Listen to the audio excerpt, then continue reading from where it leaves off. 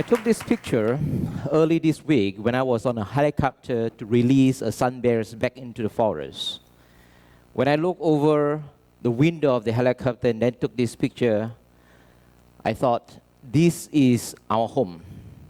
And in fact, this kind of forest used to cover our entire nation.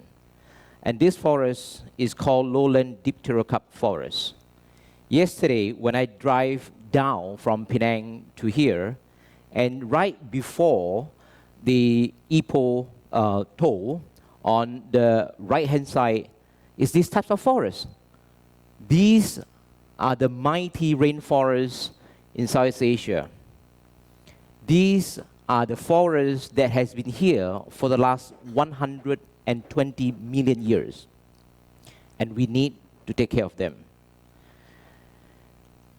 This forest is so special is because over the last 120 million years, the climatic conditions, high soil radiation, high rainfall, and stable climates nurse or makes a lot of life growing in this forest. These are one of the forests with the highest biodiversity. Several years ago, I worked in a forest in Paso. In a 50-hectare plot, there are more than 800 species of trees alone in this forest. And beside trees, there's also a lot of wildlife. And so why are these rainforests so essential and so important to our life? I checked out the internet and I saw this page. They provide rich biodiversity of organisms. These types of forests contain 30 million species of plants and animals. Regulations of climate change. This morning we hear Al Gore talk about the climate change issue, and it is real and it is happening to us. And say, for example, Amazon forests contain over half of the Earth's rainfall. And our forests, the one in our backyard, generate rains. Research has shown that 75% of the rain come from this forest. If we don't have this forest, there will be no rain. Helps in preventing soil erosions. In these types of climates, there are rainfall, the monsoon rain, for example, in West Malaysia. Every time the rainfall comes, pouring rain. I'm sure that all of you have experienced what it means by pouring rain. When that pouring tropical afternoon shower come, the forest, what they did do is to protect the soil from erode out from the flush of rainfall every day and every day. So it prevents soil from erosions. And then it is home for many, many indigenous people. You're not talking about plants and animals, but this is people, Homo sapiens. And there are many, many people live in these types of forests. And rainforest also is our pharmacy. They provide up to 25% of the medicines that we are using derived from the rainforest. And most important, these types of rainforests provide us with clean air, clean water, and stable climate. Many countries protect the rainforest because it says that this forest is an important watershed. Without this forest, people in the city won't have clean water to drink, and therefore we must protect it. In Malaysia, we are very, very privileged to have these types of rainforests in our backyard.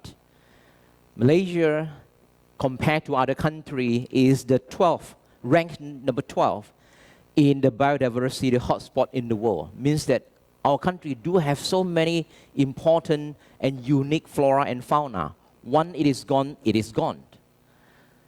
And species interdependence is amazing. This morning, one of the speakers mentioned about Avatar. Okay, I'm sure I've watched Avatar twice. In the Avatar, it gives us the ideas of how connect between species in this forest, in these ecosystems. And often, that types of interconnections and connectivity and connections is very complicated when you cannot make this or artificially create this. These types of connections has been ongoing, has been created for the last 120 million years. Inside these forests, there's a lot of species that live in this forest. Sometimes most of them are very amazing. Say, for example, Malaysia, mammals. There are 340 species of mammal found in our forests. And unfortunately, about 20 of them are threatened with extinction. And one of them is the sun bear, of course.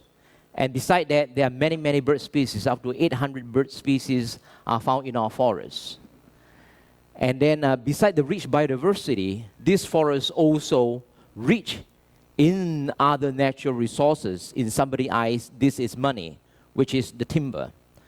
Our forest is very rich on tropical hardwood. And because of that, timber harvesting has been ongoing for our country over the last 50 years. This is the most easiest extracted natural resources in our country. And no matter you are in West Malaysia, you are in Borneo, you are in Sumatra, things like this happen over the last 50 years, where forest has been cleared.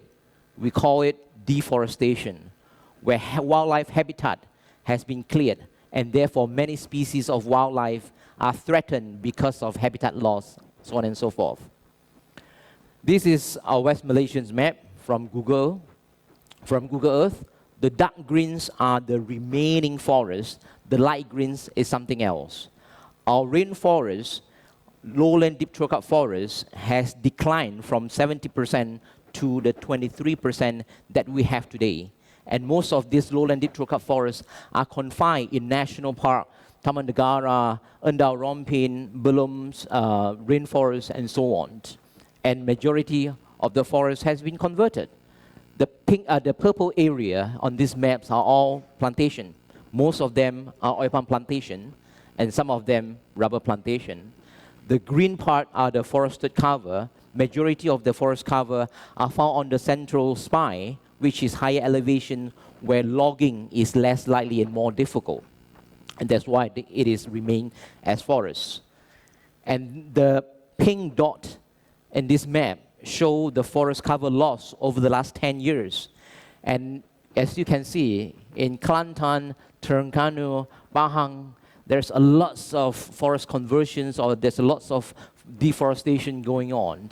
And if you still recall, a few years ago in December of 2013, our country experienced the worst flood ever happen in our country. And the reason of this flood is contributing towards the deforestation. Several months later, on February of 2014, the West Coast in Klang Valley, in Selangor, people are having water shortage. And there's no rains. One day when I fly over to KL, I noticed that why we have no rain. Because there's no forest. You know, it's not that the God do not want to rain. The God cannot. If we don't have the forest, rain cannot be made, and therefore we suffer. Same thing with Borneo. I've been working with Borneo for the last 18 years, and this is what happened. All of the red areas are the forest clearance over the last 20 years or so. And many of the forests are being converted into palm plantation, as we know.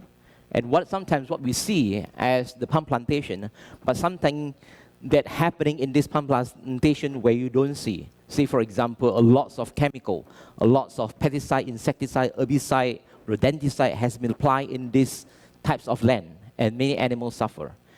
And when animals suffer, they die, they go extinct. And one of the animals that are found in this country that is suffering from deforestation is the sun bear.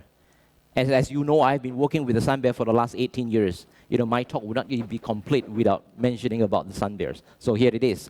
Sun bears are really cool animals. It's not that I'm biased, they are literally really, really cool animal.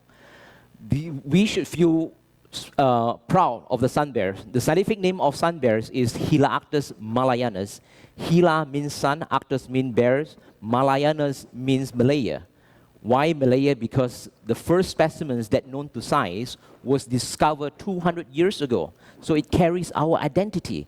We don't have giant panda in our country, although everybody knows what is giant kung fu panda. But we do have the sun bear, which is equally cool, equally smart, and equally spectacular. They have long claws, they have long tongue, and all of these are very, very special. They climb trees very, very tall, all the way to the treetop, like 40 meters above the ground, you know. And I really have the privilege to studying them 18 years ago. And then at that time, I was one of the very first people who studied them in the forest. And then I'm very lucky to see how they live in the forest. And at the same time, I'm also very unfortunate to see what happened to them.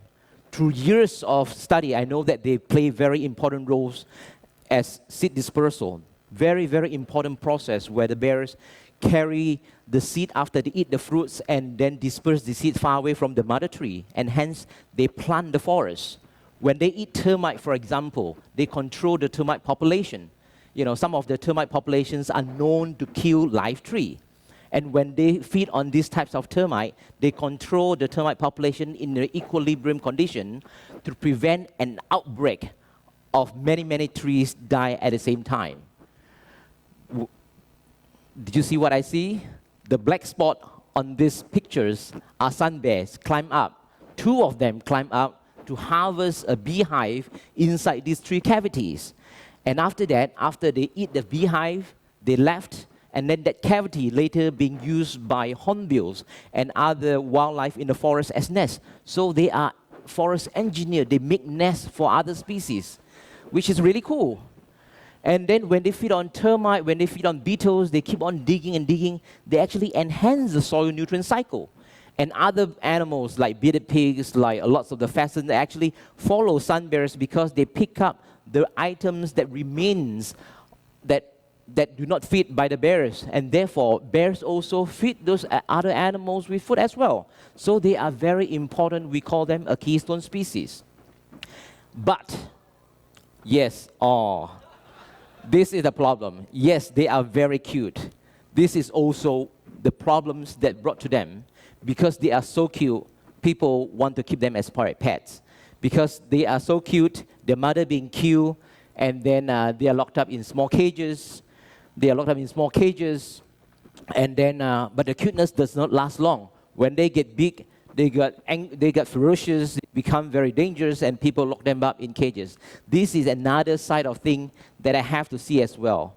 And because of I see both the good thing and the bad thing, 8 years ago, I founded the Bornean Sun Bear Conservation Center to conserve sun bear through a holistic approach. Under the theme of conservation, we want to improve animal welfare.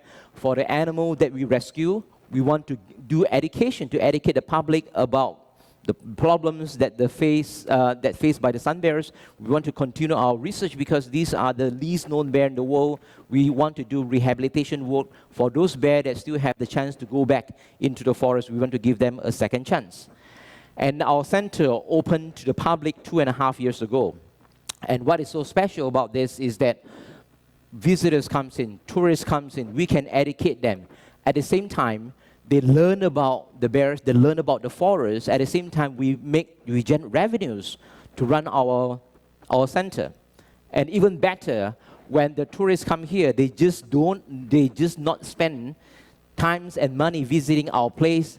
They actually spend a lot of money on their hotel, on the travels, on the food, on the souvenirs, and at the end, many, many people benefit.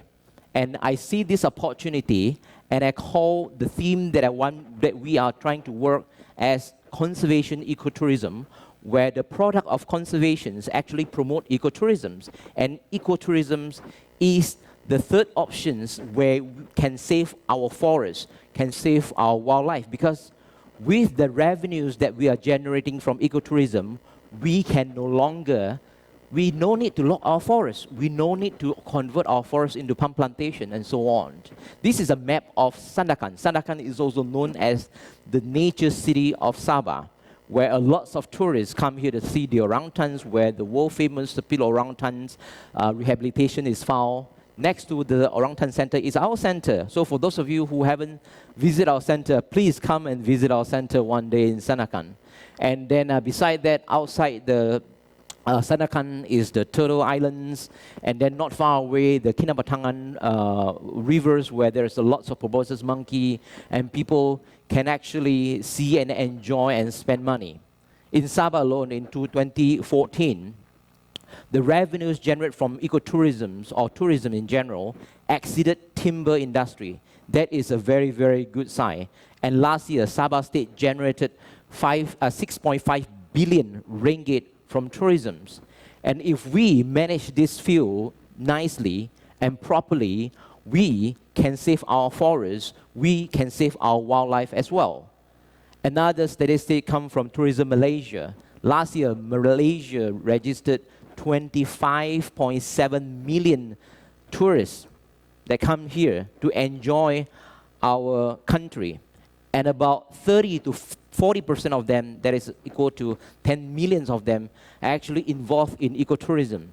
This means that they come here to enjoy our forests, to see our wildlife, you know, so that this kind of activity can generate the incentive for the governments to protect our wildlife, to protect our forests.